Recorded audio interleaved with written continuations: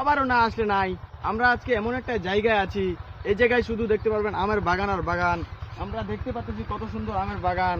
আমরা এখানে আসছিলাম একটা ভিডিও শ্যুট করার জন্য। তো দেখতেই পাচ্ছেন কত সুন্দর লাগতেছে আমাদেরকে। আমাদের এখানে সবকিছু এলোমেলো মনে হচ্ছে, কিন্তু আমরা সেই বুঝতে পারতেছি না যে এলোমেলোটা কেন। তো কথা হচ্ছে আমরা আসলে সব জায়গায় যাই, সব জায়গায় ভিডিও বানাই। তো আমরা আজকে এমন একটা জায়গায় আছি, এই জায়গায় হচ্ছে সম্পূর্ণ আমের বাগান আর আমের বাগান। এমন আমের বাগান আছে, আপনারা সবাই দেখতে পাচ্ছেন যে কত সুন্দর লাগতেছে আমাদের আমের বাগানটা। আমার এমনও ফল আসছে আমাদের আমের বাগানে, প্রচুর পরিমাণে ফল আপনারা দেখতে পাচ্ছেন, ডাল ভাঙে পড়ে যাচ্ছে।